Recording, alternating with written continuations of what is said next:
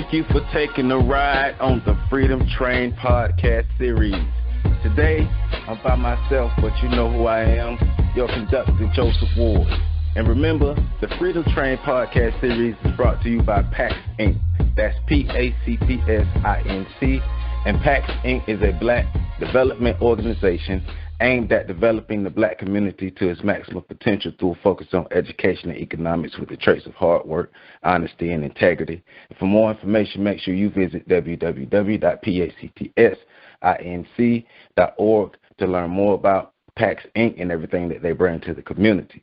While you're online, make sure you visit our Freedom Train website at www.freedomtrainradio.com to learn more about myself, Joseph Ward, as well as my co-hosts Patrick Irvin and Jamie Basham, as well as all of the other hosts of the podcast on the Freedom Train Network. Remember, every Monday you have the Fix Sports Podcast.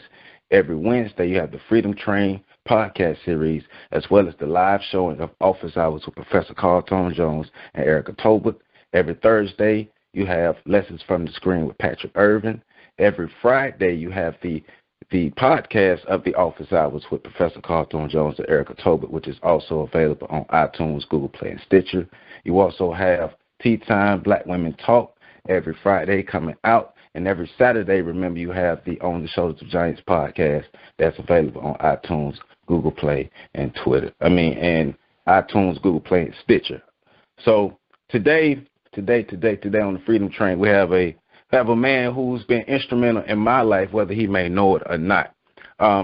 When I first got to the campus of Florida A&M University, as a young man in the world, trying to find my place, trying to understand what was going on.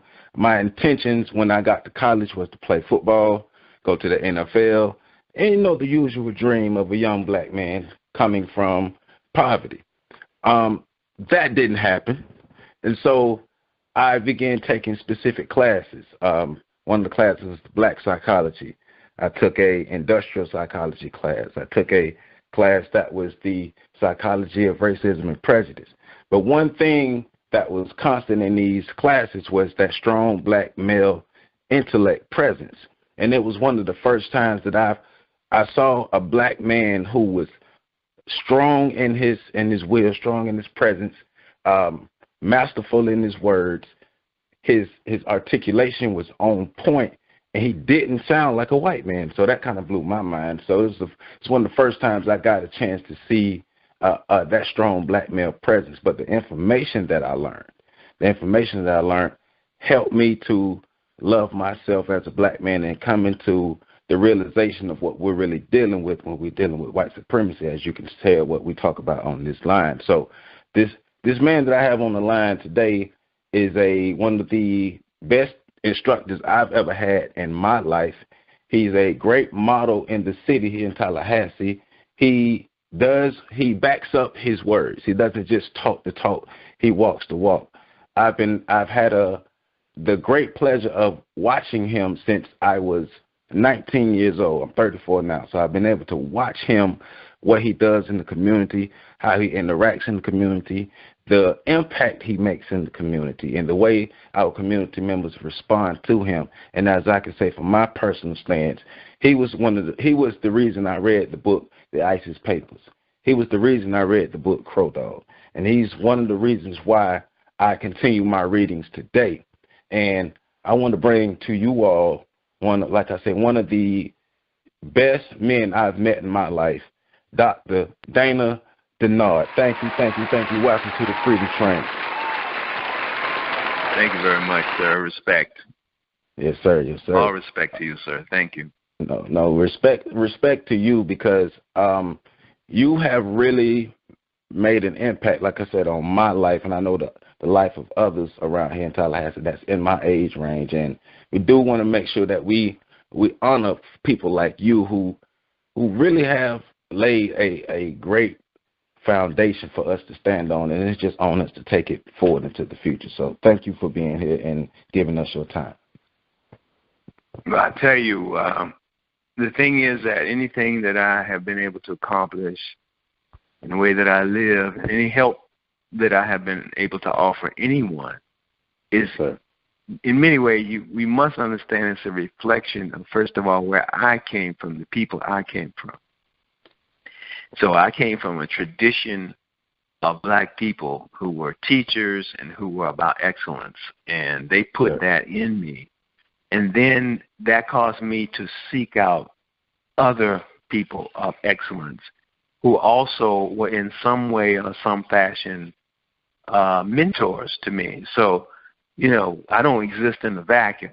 We don't exist in a vacuum. And my good that I am able to bring is definitely a reflection of my deepest respect for my grandparents, my great-grandparents, my mother, and my uncles and aunts, first of all, and also the fact that I had just remarkable mentors. I literally was mentored by Martin Luther King personally, and he had such a great impact on me. I was 12 years old then, and so he had such a great impact on me. And one thing that he taught me was to be fearless. And so a lot of what I do is based on the fact that I had these mentors that helped me to understand the vital value of being alive, and especially in the time and the place we are right now. So all of those nice things you said, I appreciate it and respect you.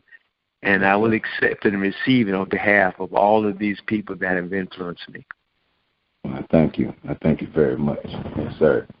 So,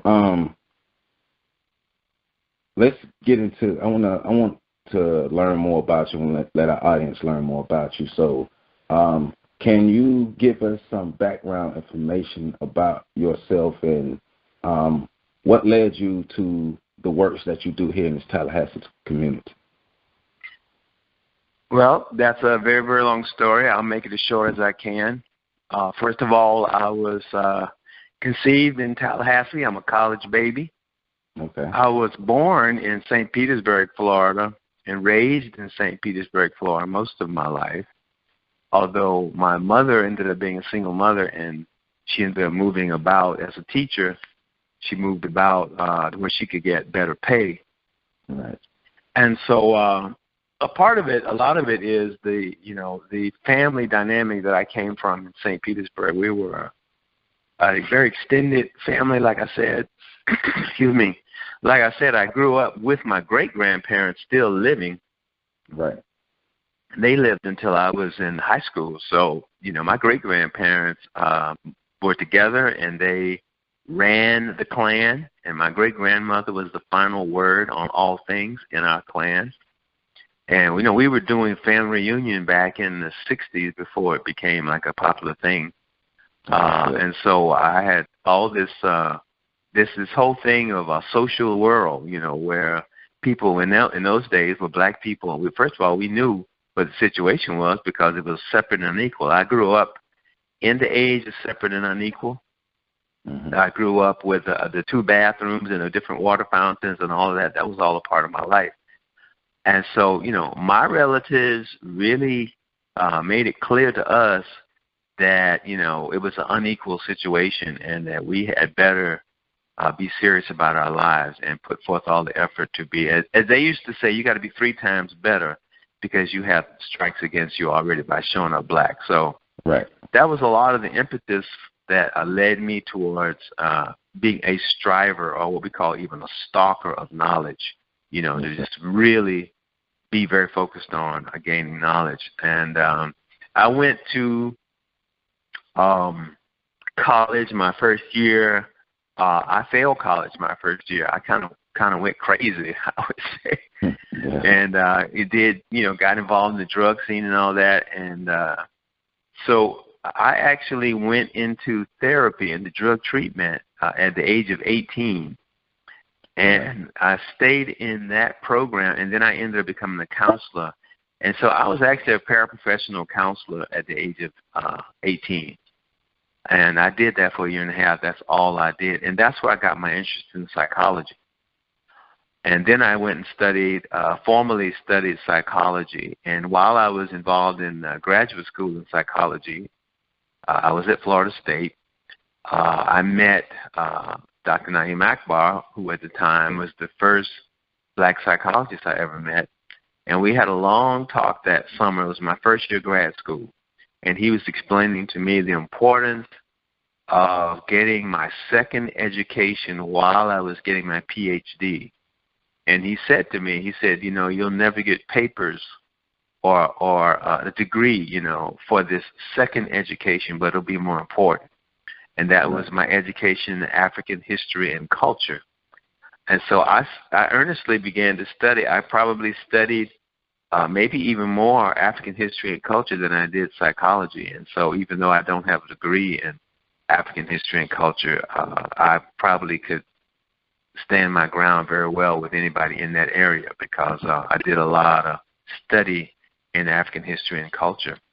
And then an interesting thing happened to me when I finished graduate school. I was out in Los Angeles, and I went to look for a job, and I ended up getting a job running a hospital out there. And it was a psychiatric hospital, but it was for people who were involved in substance abuse. And there I kind of found my role, I say. I sort of found my purpose, you know. It was 99% African-American population. They were very young people. Most of them were under the age of 25. And I realized that we were just losing young people left and right, just the drug abuse alone. That was during the crack epidemic, and most of them were crack addicts. And then I was invited to speak at NA meeting in LA one night, and there were like over 500 people who were there at the meeting, all trying to get off crack. And I just realized that, wow, you know, this is so devastating. I really need to put my attention on really developing young people to embrace this war against us, you know, and embrace the idea of being a warrior, you know. And I was offered a job to come back to FAMU and teach, and I thought, well, that would be the perfect situation for me to go back to FAMU and to try to develop some warriors, all the young people going to college, and try to help them to understand that, you know, it's really not about finding a job. It's really about finding your mind. So that's what got me on this path, and I've been on it ever since. And I just take everything from every direction of life that I have been exposed to and look at what can I do to try to help influence people to be more serious about life, to help them be more informed. Because, you know, they say you know more and you know better, you do better. So I kind of became the person, that was my job. And so that's how I ended up with the bookstore. Was our first thing to do in Tallahassee. We know that we as African Americans have been miseducated. Yes. But really, the whole population of America has been miseducated. But part of our issue is we are miseducated, and we also are outside of our natural cultural frame of reference. So the bookstore was our first intervention at a community level to give people an opportunity to get more information because, of course, I certainly was being influenced by all the new information that I was learning about African history and culture. And that's probably the number one issue that affects the mental health of African American people is the fact that we don't know what happened. And so that bookstore became kind of like the hub in Tallahassee of people who were realizing the importance of African history and culture. And we just went from there to continue to expand our reach into the community and to try to bring some light to our understanding. You all have definitely, I feel, have definitely done a great job of setting that example of what it is to truly learn the information, be able to digest the information, understand it, and practically use it to improve yourself and your community. And because I talk about it with some of my friends a lot about how we have some people who do consume the information, but there's not a lot of action that comes after the information is consumed. So I feel blessed that I was in a space with people like yourself, Dr. Jackson Lohman, and others who kind of put that into us, yes, we have the information. You're in a psychology program, but you're also going to learn this African history, and we're going to teach you how to utilize it. So I definitely feel like you did a good job of that there. So, yes, sir. So, well, go ahead. I'm sorry. Part of the mental aspect of what has happened with, what we're calling white supremacy domination is the realization that we have been forced to be dependent on white folks for our very existence for several hundred years. So we understand that, getting information is a part of it. That's a bridge. But like all bridges, a bridge doesn't matter unless you're walking. You got to walk across the bridge. Yes. And then once you get across the bridge and you get to an area or space where you can really live differently, then it becomes your responsibility to live differently, see. So even though we have in our population, we have many, many people who have achieved a certain level of, how should we say, skill development within our community, that doesn't mean that we've dealt with the mental aspect of dependency. And that is still the biggest problem is in our community, is in spite of the fact that we have people with all kinds of skills, whether they be doctors and lawyers and whatever, computer experts, whatever. The point is, that doesn't mean that we necessarily solve our problems with those skills. So if we look at the education system, we may have many of our people in the education system, and they may have great intelligence and understanding of what to do. But again, that doesn't mean that they're actually going to do it, because the bottom line is that we do not know how to run our own lives anymore. We haven't been doing it. And so we are psychologically still in a state of dependency. And when you're dependent, you look towards those who have controlled you to answer your questions, to come up with solutions. And so we end up using most of our talent, our intelligence, and our energy solving the problem of our oppressor. There's different problems, whether it be military, whether it be medical, whatever it is. Even in psychology, one of the things that I had to learn early on in my first year of graduate school is a lot of the things that we were taught in grad school that we learned that I, in fact, employed and used with therapy with white folks doesn't work with black people, see? So that means I had to learn, what does work with black people, see?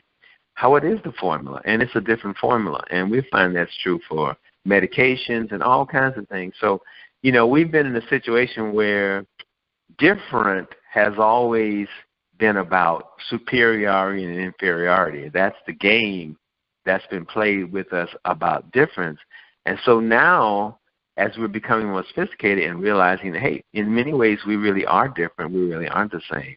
And people want to shun the intelligence about difference because they are so used to difference equaling superior and inferior, when in fact difference is just different. So there are different things that we need to do. So one of the things that we did, I saw that when I was in the school system. As a psychologist, I've been to all of these schools in North Florida, in 14 counties in North Florida, all the way to Bay County, Jefferson County, Taylor County, etc., Washington, all these different counties, Jackson. I've been to all these schools in all these counties. And I was just appalled at what I saw going on in these schools, especially as related to black male children, especially. Now, we as a community, we have been seeing these numbers. We've been listening to our children complain, but the truth is we haven't responded to the actual condition of our situation. We really haven't. And that's how I ended up developing my own school. I ran a school for 17 years. My children went to my school, and some other children did. We outperformed public school 3 to 5 years. Most of my children were 3 to 5 years ahead of public school. But in spite of that, as a rule, again, most of our children are where? They're in those same schools. I call them the killing fields, where we send our children out to these schools. where the school system itself is not set up to promote the well-being of black children. It's set up to promote the well-being of white children. Right. And many times, and it doesn't mean that, a teacher in the school system is necessarily hostile towards black children. I'm not saying that. I'm saying the teacher, even if she really is concerned about black children, it's usually a she, it's not usually a he, and even if she is, that doesn't mean that she actually knows how to reach black children. See, she's simply following the script that she's been given, and the script is for the elevation of white children, not all the other children. And so This is a fact. This is our situation. And I'm saying you would think at this point that with all of us, with all these degrees and all this education that we have, that we would have created our own education system for our children. But we haven't done that. And that's kind of where we are. And that's what I'm saying. This dependency, psychological dependency on the oppressor, we're still very much stuck there. And so what we try to do is we try to show a model of how it can be, how we can exist in a truly hostile world, how we can exist, how we can expand and, create reality in our own image and our own interests, which our interest is survival at the highest level, not just to get by, not just to have a job, but rather to thrive at the highest level. We try to model that so that at least the young people, when they come along, they can see an alternative. Yes, sir. And speaking of that psychological dependence, because my co-host and I, we always have conversations about black progress versus white progress, and how most of the things that we celebrate as black progress is truly white progress. But also to be able to challenge that dependency, entrepreneurship, in my opinion, that's where that would come in from our community. And you've already spoke briefly about it within your own career. But how important is entrepreneurship to our community? And in your opinion, what are the benefits that will help us be able to break those chains of dependency? Well, that's the crux of it, and that's like the most important aspect of it. Right. Because you see, when I was talking about dependency, I'm saying we're not noticing that in human history, human beings on this planet, and we're the oldest human beings on this planet. Right. That it all started out where people had to create their reality. They had to produce everything that they needed, you see. There was no Publix. There was no Walmart. There was no Amazon. You couldn't get on the phone and just say, send me a burger. Right. I mean, people had to actually literally produce everything they needed. And so over time, people realized that, they could share with each other. And so if I have produced, a bushel of rye or wheat or rice or whatever, and you've got mango trees and bananas over there, we can exchange. We can trade, In other words, I come with what I produce, and you come with what you produce, and then we support each other, right? Mm-hmm. So this exchange is where the term currency comes from, how the energy of life is being transferred from one group to the next, or one person to the next, you see. Mm-hmm. So now people are under the illusion that currency is a physical object like money. Right. Or even electron transfer from bank to bank. But, I mean, you have a bank because you have something in the bank. That's why you have a bank. And so, again, when we become dependent, there is no transfer, you see. There's only waiting. We're waiting for someone to produce for us so that we can be alive. And that is an insane position to be in. And that is the foundation of slavery. And so if we are not creating our own currency, then we are not in a position to survive at our highest level. So that requires us to actually do things. Right. And so to generate what we need, you see. And so, if we're out of jobs, let's say we don't have jobs, right? It's an interesting thing to see how we will say we're out of jobs, right? But then again, let's look at the actual situation of our lives. If we're out of jobs, we still need what? We need food. We still need to have access to drinking water. We still need to have access to shelter. That's minimum, right? Okay. We don't have food. Okay. Are we growing food? You see? How could you be out of a job and then you need food, but you're not growing food? Right. You see? We like nice things. If you go into a furniture store, you go into almost anybody's home, they got furniture in there. Correct. It could be a little bit of furniture to a whole lot of furniture. We like nice things, right? Okay, where's the black furniture store? Where's the black people making furniture? Right? So if you have a black furniture store and you're making furniture, you're also making jobs. Correct. You're also making a situation, a context where you can actually survive and support each other, right? Most of the jobs in the United States are created by small business. They're not created by big business like Walmart and, even the rest of it would be the government, right? But people don't realize that most of the jobs in the United States are really created by small business. Okay?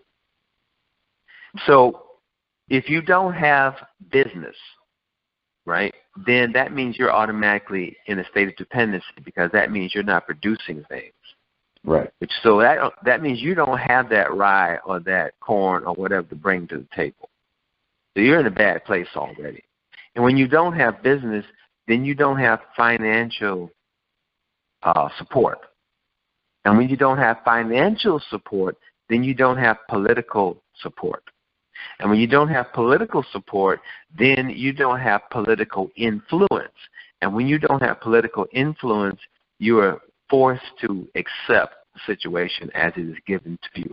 So you can march and march and march and scream and dislike and complain and go on TV and be on Facebook and do all of those things that you want to. But the bottom line is what you'll notice is that the people in power respond to the people who are in business. Yes, that's the bottom line. Yes, they do. Because the people in business are generating the things that the people need, and human beings will respond to their needs before everything else. So we're not doing that, right? We're not doing that, and and that's only because we have been psychologically displaced from our natural order. Because, of course, if we look at history, we will see, we can go all the way back to the beginning up until really only about 400 years ago. We will see that we were the people who produced almost everything that was being produced. And we certainly produced it for ourselves. And even now, one of my favorite and most important mentors was Dr. John Henry Clark. Yes. And Dr. Clark used to always point out, we're in a restaurant cooking somebody else's food with somebody. We're the tailor. We're making clothes down at the shop where they make clothes. We're in the factory running machines for somebody else that they made to create a product that they have control over. I mean, we're in every corner of the world doing the things that have to be done to make sure that the products come about. And yet, we're not doing that for ourselves. Right. You see? So we have to reorient ourselves back to being producers rather than simply being consumers. So you're absolutely right. The avenue to being producers is definitely business and business production. Definitely. Yes, sir. So, and this question is off the beaten path, but you've mentioned two very influential, iconic men who were mentors of yours, Dr. King and Dr. Clark. And Dr. Clark and he and J.A. Rogers are two of my favorite historians. And yes, so, absolutely. Because I feel in this day and time, with so much access to information, especially people my age and younger and some older, we have like I said earlier, we have the information but no understanding. So I want to know from you, how important is that influence, that mentor, that guy? How important are those persons in the lives of those who are coming into the understanding, coming into the information, to be able to help them really utilize the information rather than just gather the information, if that makes sense? Yeah, that is a very, very important point. That's one of the key elements to becoming a successful person. Yes. Is the realization that you need a mentor and hooking up with a mentor. And I said before, that with all that I have done and do, it's not out of context. It's not out of space. It didn't come out of nowhere. I mean, I am simply following the leads that I have been given from various people. Those are just two of the giants that I was fortunate, that's the grace of God. That's the only way we can describe it, that I was exposed to these giants, and I was exposed to some other giants out there. Never met J.A. Rogers. Of course, he's from my area of the world, but I did read all of his works. And the thing is that what you're really talking about is a learning method, again, that was a part of our tradition, which is what we call the apprenticeship relationship method. So that in all learning, what you had is sort of like sometimes if people go and they'll do a certain type of learning. Let's say you go to a class and you learn karate, right? Well, everybody understands that you don't just go and just read a book or watch a video and now you know karate. No, you have to have hands-on experience with an experienced person who can watch you, see how you're coming, give you feedback. So this feedback loop and the wisdom of someone who knows the path, that's always been a part of our educational system. And it's just that we have kind of lost even in the public school system, we kind of lost that. So, it was the way that it started was, if you grew up in traditional societies, you grew up in, you learn from your parents directly. You go out and they take you out to the barn, they show you how to take care of the animals, how to get milk, how to get eggs from et cetera, et cetera. I mean, you have to actually be on the spot, walking around, being there, doing it, having them yell at you, don't put your foot in that, get out of this, so they're warning you about certain dangers, snakes in there, all that's going on, so that's really what an education is. So given that we don't have that set up, that means it's upon the person who understands that it is about learning and it is about mastery, that you go find a master teacher in your area or in some area and you hook up with them. And, it's amazing as much as I've been involved. And I've been involved in business ever since I was in grad school, And I've always had even when I started out my private practice, and I had other businesses since, but, it very rarely do business students come and talk to me, even let alone hang out about business and, what kind of issues have I gone through, what have I learned, how did I deal with banks? I mean, these are all things that when you try to do business that, you need to know about. But it's not too often. More often I have students from other areas that come, and I encourage them. They're not necessarily even looking into business, and I encourage them. In the meantime, while you're getting your degree, start your business.